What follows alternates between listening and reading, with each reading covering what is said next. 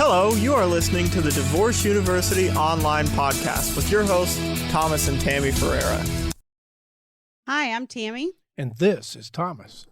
And today we are going to talk about mediation with a high conflict ex. Yes. Now, Thomas and I do a lot of mediations.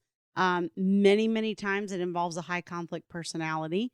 Yes. We have had, I would say, Each of us are also married to a high conflict personality. I'm just kidding. We have also had situations, I would say maybe 3 situations during our entire 15 years of mediating where we've had someone with such a severe personality disorder. And usually you know that pretty quick. You can identify it after you do this a lot. And we have referred them to Bill Eddy, who is sort of the... And a psychiatrist. Yeah.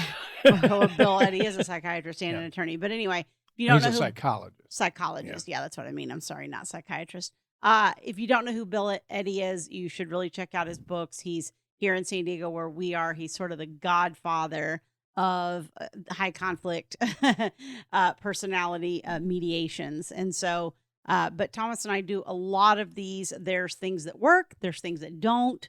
And so we're going to kind of walk through some of that to help you get the most out of your mediation process or help you get your spouse into mediation. Right. I'd like to start out by saying that I personally think that if you have high conflict in your if you're in your relationship, right? If you have a high conflict personality, then not only should you get into mediation, but you must get into mediation. Can I elaborate on that a little bit? Sure. Have at it. So the litigation process, and I've litigated many cases in the family courts, and the litigation process is like fuel for the high conflict person. Yeah. It allows that person to have a foothold in your life. Yes. And what they do is they play this game where they try to draw you into bad behavior. Right. And conflict. And conflict. And so litigation really makes matters worse. And really what I find with high conflict cases on both sides, both men and women, is that what you really need are boundaries. Right. What you really need is to get this process over with as quickly as possible, even if it means giving up some things. Right. Right. And we tend to see that as compromising or giving in to the high conflict person, but it's really preserving your own sanity.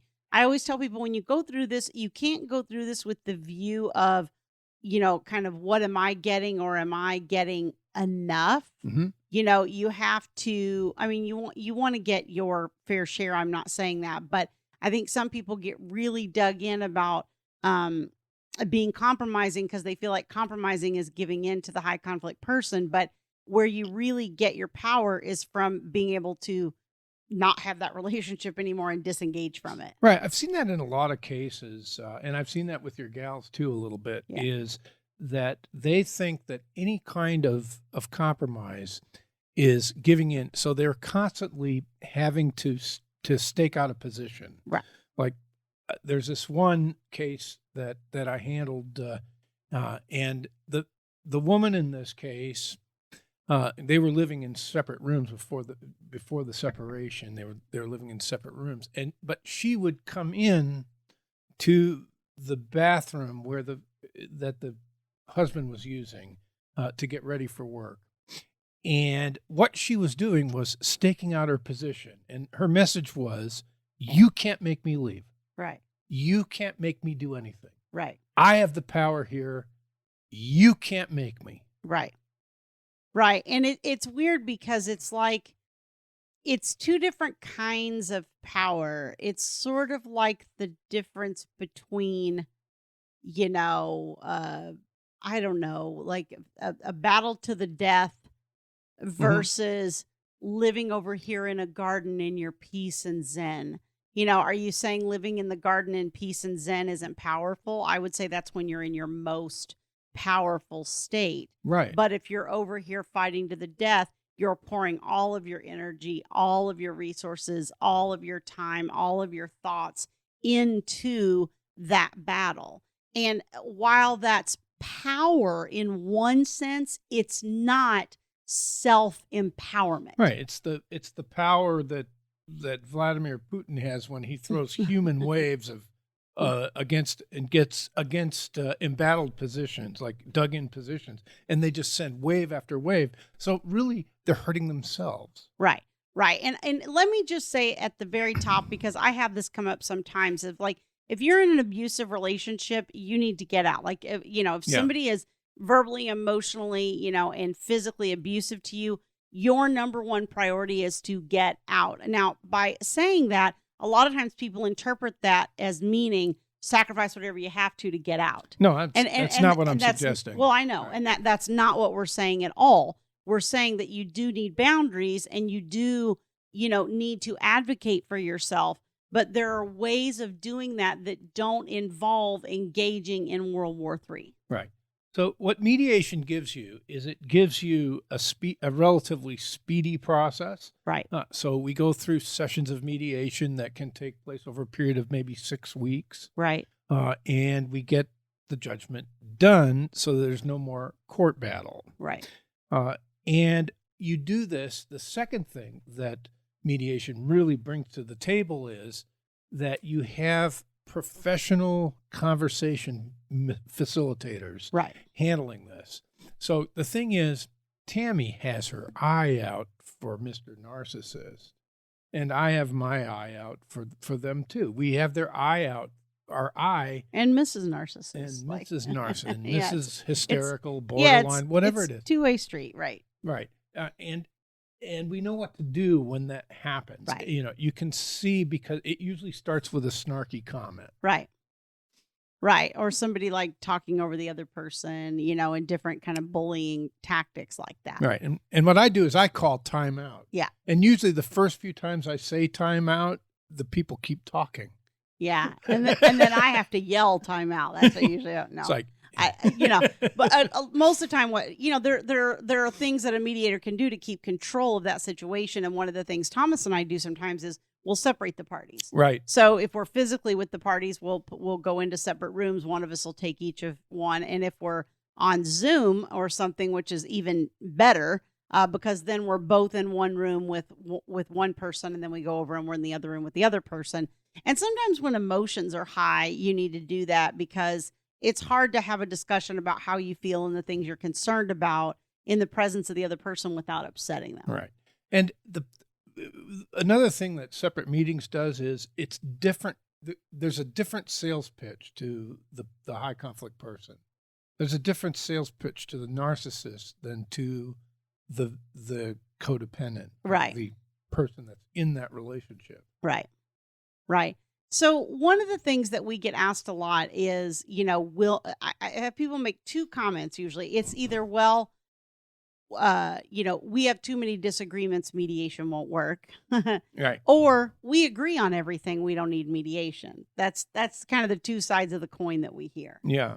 Right. And, even if you agree on everything, or you think you do, what I always say is, when you have that professional involved that does this all day, every day, and is used to creative solutions and how to work around things, there's going to be pitfalls maybe to the agreements that you think you've reached that you don't know about. I can't tell you how many times Thomas and I have had two people in front of us that think they're in agreement on everything. And then we go, well, if you do it that way, this is going to happen, and this is going to happen, and this is going to happen. Right. And then they're like, oh, maybe that's not the best option.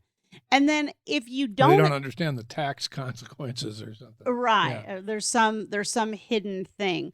And if you don't agree on anything, or you think you won't be able to agree on anything, I would say, okay, well, welcome to the club, you and the 99.9% of the rest of divorcing people, because Right. if you could agree, you'd still be married. Right. The reason you want mediation is because you disagree. Right. If the parties perfectly agreed on everything, then every case would go like butter. Right. There would be no need for the court system. Yeah. And one of the things that happens too, I find, is that sometimes people will have a bad experience with a mediator. Like, they'll have somebody who is what I call a scribe that's just there to go, okay, what are your agreements? And then put them into, you know, into practice and put them into what am I trying to say? Written form. That's the word I'm looking for. Sorry. Somebody will try to just write it down and put it in written form for you and do the legal paperwork. Right. But that's not really mediation. I had a client a few weeks ago who had this happen. Actually, she's one of my coaching clients. She went and it was like, Tammy, why are you telling me mediation will work? Like, and I'm like, well, what happened? Tell me about the session. Tell me what happened. And as we went through it, it's like, okay, well, this person isn't actually facilitating a conversation. Right. They're waiting for the parties to come up with agreements. Right. And I find in family law, you need some kind of help understanding what your options even are. Right. Yes. The law is complicated and the situations are complicated.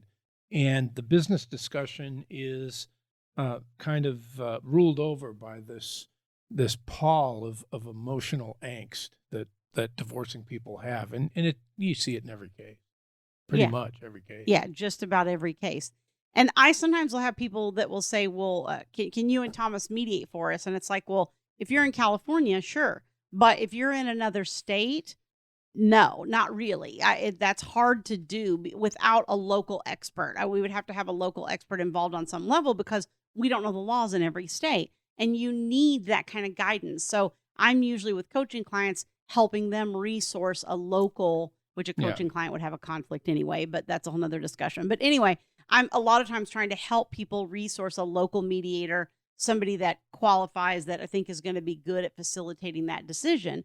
And I've participated as coaches in mediations as a coach for my client in mediations in other states and graciously had mediators allow me to participate in the process. But you really need that local expert that can help educate you on the law and on, what typical outcomes are for given problems. Right.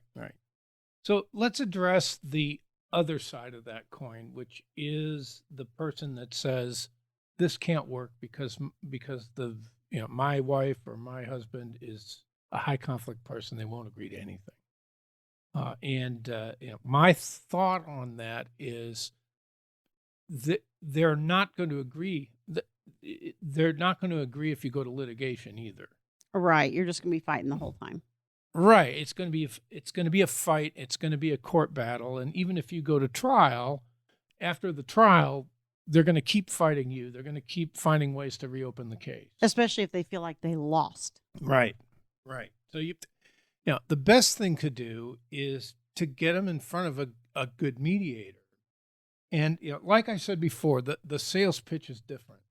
So let's say that we have a couple that just every time they have a joint session, it breaks down in some sort of squabble.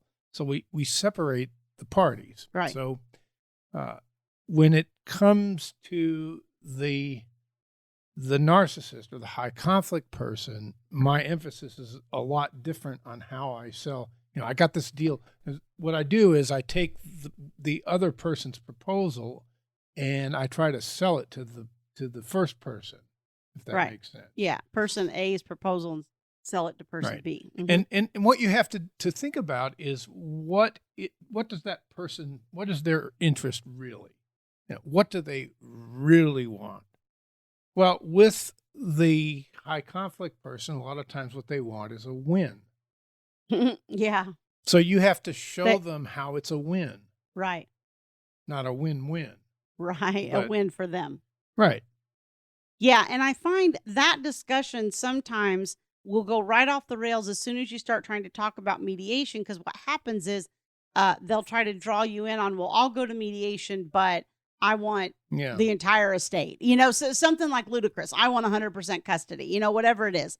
And I mean, Thomas has said narcissist a couple times. And of course, that's kind of one of the more common ones that we see in both men and women. But, borderlines, depending on how severe, can tend to be higher conflict. Sometimes bipolar people, especially if they're unmedicated and their diagnosis is very severe. There's different spectrums and all this. So I don't want to assume that just because you're borderline or whatever, that you're necessarily high conflict. I don't think that's true. I think there's a spectrum of it. And when you Right. get into that, And all of us have a little bit of that in us. all of us are a little bit narcissistic. So, but when you get into, I haven't won an argument in our whole marriage, for example. because I'm a narcissist, is that Because it? you're always right. I see.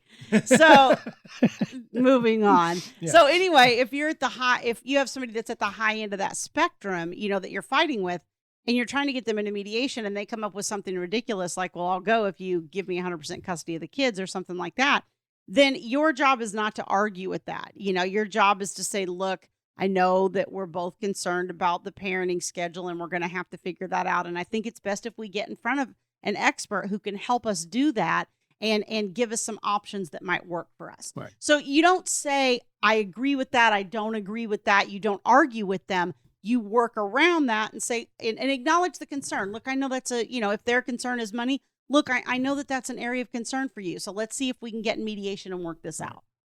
Now, when you're in joint session with the mediator, I find that a good tactic to use is to make them think that it's their idea. The other person, especially Yes. the high conflict person. Mm-hmm.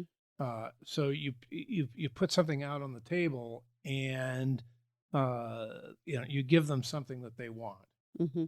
and make them feel like they have a win. Right. And I a lot of Mhm. times I'll start with that as the foundation. Like I'll take the higher conflict person's foundational offer and then have the lower conflict person tweak it a little bit or come back with a counter offer that they can, and if we have people in joint session, there's not as much of that because we're kind of talking through it together. But if the conflict's high enough where we're separating people, then the more codependent person, I'll have them kind of create a counter offer based on that higher conflict person's original offer. Because if you can give that higher conflict person one or two of the things that they originally listed in their, Right. their proposal, so to speak, it makes them feel like they Right. got something out of it, like that, like it was their idea. And sometimes what they want, the thing that they want, is something that's not that costly to provide. Right. Like maybe an apology is an example, or maybe an extra weekday visit or something, Or an extra, I have one client who gave extra on finances in order to get a little bit more parenting time. And you have to be careful how that's presented, because you can't like, oh, I'll pay you, $50,000 for another, weekday visit or something like that. But a lot of times if or you suspect like the money's more important to that person, or the children Right. are the most important thing, or whatever, you can use that as a basis to also get something out of it that you want. Right. But then you have with the narcissist, you have to make sure that they feel like they're winning. Yeah. And we're good at that in mediation. Now, there's of course the other side where you have the codependent person, or the less, what Tammy said was the lower. I mean, sometimes both of them are high conflict. That happens. That's a really exhausting mediation when that happens. Yeah. And those are the cases that come before the judges over and over again, and they just go, what's wrong with these people, right? And you say, well, the person that stops doing this is going to win the case. Right. And occasionally you have two people who are low conflict, and that is very rare. That's usually a very easy mediation. And a lot of times once that mediation's done, even if they have young kids, whatever, we never hear from those people again. Yeah. But the lower conflict person, the codependent person, the person that gives and gives and gives. So you want to be careful with them, because they're going to give away the store. Right. And that's not what we're saying. Right. Okay. We had a mediation one time where mom gave up 50% of the estate. It was clear that all the property in the estate was community. And in California, community property law says that all property that is considered community is divided 50-50. Right. And she was, we convinced her actually that if she gave on that, he'd feel like he got a win, and she could go ahead with the parenting plan because her main agenda was the child. main agenda was the child. And she didn't give up the whole, you commented 50%, but she didn't give up the whole 50%. She just gave up a little bit of her portion, which meant he got a little bit more. And I think we get hung up on that sometimes because we go, oh, well, the other person's getting more. And I always say, when you're making these decisions, whether you're in litigation, whether you're in mediation, no matter how you're coming at this process, you don't base your own choices on the impact to the other person. Right. Okay. It really doesn't matter. I mean, like Thomas said, if you can consider what they want and make them feel like it's their idea and they're a high conflict person, then in that context, yes. But aside from that, what you really want to know is this enough for me to live on and survive and do what I need to do? And if so, and I give a little, and that gets me out of this, then I've accomplished something, even though that does in fact mean that the other person gets a little bit more. But also we've had situations where people have come in and they both had attorneys and they were just on this trajectory. You know, we had a case about 6 or 7 years ago where this happened, where they had attorneys and they were already like 10 grand into the case on their first hearing, each. And they fired their attorneys and came into mediation, which is really a difficult thing to do and very rare. Yeah. But kudos to you if you can get your spouse to do that. But what happened is, they came in and they mediated their entire case. And so think of the attorney's fees alone that this couple say, and they were a professional, high earning on both sides couple. And so, they could have gone in 150,000 a piece easily. Right. And so that's part of what you have to think of too, is regardless of if the other person's getting more, am I still coming out ahead of what I would have if I had stayed on that other path? And if you are, then the piece you're getting and the ability to get out faster has value. Right. And for the people that have a lot of assets, like Tammy said, 2 professionals, large estate, you're looking at, first of all, your attorneys are going to fight you tooth and nail to get out of the case. They're going to say, well, you can't fire me. Yeah. If you do that, this consequence and that consequence. Yeah. And that's what happens when we have somebody who's trying to release an attorney. There's many, many times they come back and say, well, my attorney is telling me this. Is this true? And a lot of times it's like, maybe it's a little could it iffy. happen? It could. Does it usually? No. Right. Because that's a plum for that attorney. Right. That attorney has a conflict of interest. Right. Because they will get more money out of a high conflict case than out of than doing an MSA review from a mediation. Correct. So you want to consider the cost of the future battle, which is basically your whole estate. Right. In many cases, the litigation costs, because what happens is you fight, you have these human wave attacks, to use that metaphor, and you spend all your capital. Yeah. And then when you're out of money, of course, they drop you. Well, and a lot of times what happens, like I've talked to people who are hundreds of thousands of dollars into the litigation, but it's like they can't let it go because they haven't gotten the result they've wanted yet. So they keep pouring money after it. Right. And, I've talked to people who are talking to me about coaching services or whatever, and I'm trying to get them to see that, okay, but you're pouring all your, you don't like that I'm telling you to walk away from it because that feels like losing to you. But at the same time, it's absorbing you. You're stressed. You have major anxiety. You can't think about anything else. It's destroying your kid. You're spending hundreds of thousands of dollars. You're getting nowhere. Like, where is the value in continuing to fight that battle? But somehow if we walk away and we choose peace, especially women, I think we tell ourselves that that's losing. Yeah, that's giving in to the narcissist. That's giving in, and dang it, I gotta hold my boundary. Gotta hold my boundary. Right. And the best way to I know when we were little, we were all taught, you punch the bully, leaves you alone, right? You bully back to him and he'll quit. But in this particular case, we're adults now. We don't have to go into the same school and face the same bully every day. You can choose to walk away and go to a different school. You're an adult. Right. And then there's the intangibles, quite aside from the cost of the battle, there's an intangible benefit to being done.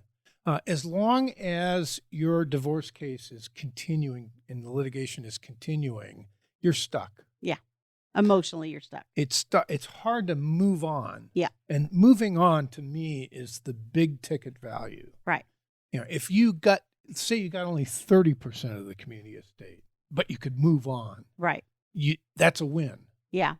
And I did this to an extent. I mean, I didn't have a huge estate. I was married very young. What we did have was community, and I was in my 30s when we divorced. So we had kids young, and so we didn't own a house or have any major funds, but we had a lot of debt. Yeah. We had a lot of debt. And I knew after the fact that he probably wasn't going to follow through and pay the debt and all these different things. And it's like, but the fair thing to do would have been for him to take half our debt. But I didn't. I took every single thing that had my name on it except for one credit card, which was probably, by doing that, I probably took 75% of our community debt. And I was the way lower earner. I made about a third of what he did. And again, in California, it's 50-50. It's 50-50 is what it would have been here. So, but I did have him take one credit card that was joint, which he subsequently didn't pay and went into collections. And I had all kinds of, credit effects and everything just from the one stupid thing I gave him. But, and it did take me longer to dig out of that hole and all that kind of thing. But really being free of him was worth any of it. It was worth it because I got away. I got my kids out of that situation. I started moving us into a new life. I focused on me and what I wanted to accomplish with my own life and my own goals. And here you are. And how I wanted to serve others and all that. Yeah. But I mean, if you stay in a place where you're focused on that other person, and I think I did do that for a period, for probably 2 or 3 years it took me. But when you're in that place, you really sometimes have to reach outside yourself and get some insider input or help in kind of having that gut check of, am I feeding into this cycle? Because when you've been in a relationship with a high conflict person and you're the codependent, that's part of the manipulation, right? They constantly get you to feed into that cycle, and that cycle of the relationship of where it's good and it's bad, it's good and it's bad, it's good and it's bad is what keeps you continually pursuing it. Right. And I think that's kind of what happens with the litigation. It's like you go in, you feel like you had a good day in court, then you go in and you feel like you had a bad day in court, but you got to come back with another motion because hopefully you'll win that one. And then if you win that one, then that other person comes back again, and then you have a bad day in court. It's just like, it's this continue, and it keeps you sucked in much in the same dynamic as the relationship. It's a runaway freight train. Correct. Yeah. It's like going downhill. It just picks up speed. Right. Right. One of the huge benefits as well is if you go to mediation instead of litigating, you have a better chance at getting what I call a parallel parenting relationship.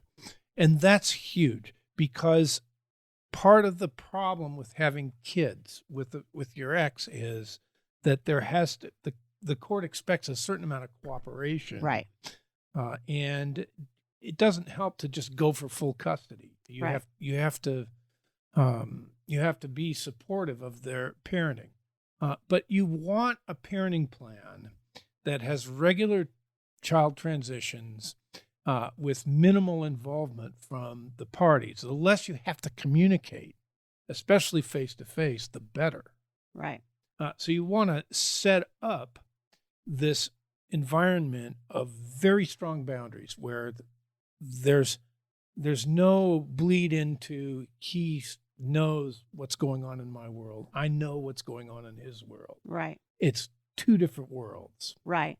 And I'll give you a good example of that. Yeah. So a lot of times, you have this every other weekend thing for each parent. And when you have that, a lot of times one parent will want the child brought home on Sunday nights. So like, let's say mom, she wants dad to have Friday to Sunday. sometimes you have to do that. Sometimes there's logistical work reasons. Dad has to leave for work at 5:00 the next morning, whatever it is. But if you can, and you can do drop off at school on Monday morning, are you giving another overnight up? Yes. But what are you getting in return? You're getting no interaction on that transition, at least during the school year, which is the vast majority. And every interaction is a chance to fight. It's an opportunity for conflict. It's an opportunity. That's another way to say it. Yes. Opportunity for conflict. Yeah. So you have to look at the things that you're doing and not just evaluate it on a monetary value, which is how we tend to come at it, you know, in our brains a lot of times. There are so many intangibles that are happening, like the interaction with the other person and all that kind of thing. And so if you can set this up to where you're getting the benefit of intangibles, even if you're getting a little bit less money or a little bit less parenting time than what you wanted or whatever, but it gains you peace and the ability to focus and move your own life forward, that is going to pay tenfold in the future. Right. It's huge. Yeah. And another point on that is you may think you're giving too much parenting time to the other, to your crazy ex, your crazy high conflict other. But in my experience, in our experience, I should say, the high conflict person tends to self-destruct over time. They do. They do. I mean, I have heard so many people say, oh, this other person doesn't care about the kids. You know, this isn't really about the kids for them. This is about getting back at me or making me suffer and we can't let that happen. Or wanting more money or whatever it is. Yeah. And honestly, what happens a lot of times is you intercede just enough to keep it from self-destructing. And again, I mean, and I'm not trying to say this is all moms and not dads, but I work with a lot of moms, so I see a lot of the repetitive patterns.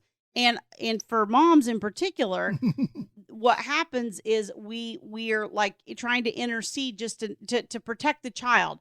You know, our goal is to protect the child from whatever we see, whatever we think we see, whether it's abuse or unhappiness or stress or whatever we interpret that our child's or junk food, whatever we interpret our child's going through, we want to save them from that, so to speak. And, you know, when they're littler, I mean, different ages are different, but as they start to get into, you know, school age and all that kind of thing, what happens is you're trying to be this buffer, and it's actually you're providing just enough support that you're keeping the other parent from self-destructing completely. Right. And you're giving them a window to suck you into the conflict. Correct. And if you can just let go and let that implode, I know that it's a more severe stress on your child, and that's hard to watch, but it will be a shorter lived stress because things will implode. Because you're right. Usually somebody that has extremely high conflict they can be good in short spurts,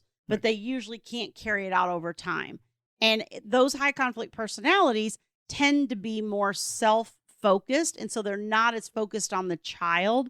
And over time, we find that that's something that the court kind of figures out and judges the parties for. Right, and also the kids tend to gravitate towards the healthier environment. They do. Ironically, we've seen that happen in hundreds and hundreds of cases. It's kind of bizarre because, and sometimes kids do gravitate towards like the loosest rules, and some kids will have a period of time where they do that. But I think overall, most of the time, if you can stay the course, what happens is the stable parent is the one they gravitate to, even though it's got rules and curfews and all those things. Right. So if you give in, like say you give on an extra, like Tammy said, on an extra overnight, what you get is the ability to create a stable household, the ability to create a boundary over which your high conflict ex-wife or ex-husband can't cross, and you're giving them the opportunity to implode. Right. Right. So or explode, explode, any kind of plode. We'll take it. Wow, we spend way too much time together, I think. Yeah. Okay, so we hope these tips have been helpful. I always say you have nothing to lose by trying mediation. If you go down the litigation path and you spend thousands, and you could have done mediation and you spend a couple thousand in mediation and it doesn't work out. Sometimes you can at least reach agreement on some things and then you can litigate the rest or whatever. But I find mediation almost always works if you have... It's magic. Yeah. If you have a highly qualified mediator that knows what they're doing and has experience, then I find it almost always works. That's right. Yeah. So if you are watching us on YouTube, don't forget to hit like on this video and subscribe to the channel so you get notified each week as new videos are released. If you're listening to the full podcast episode, then don't forget to rate and review us and also subscribe so you get notified as new episodes come out each week. If you'd like more help, Thomas and I both have free Facebook groups for parents dealing with custody and co-parenting issues. You can go to Facebook.com/groups and / mine is called Custody for Moms and Thomas's is called Custody for Dads. So you can join us over there to get more tips and help. And thanks for joining us. Thank you so much. Thank you for listening to the Divorce University online podcast with your hosts, Thomas and Tammy Ferreira. For more information, visit www.divorceuniversityonline.com.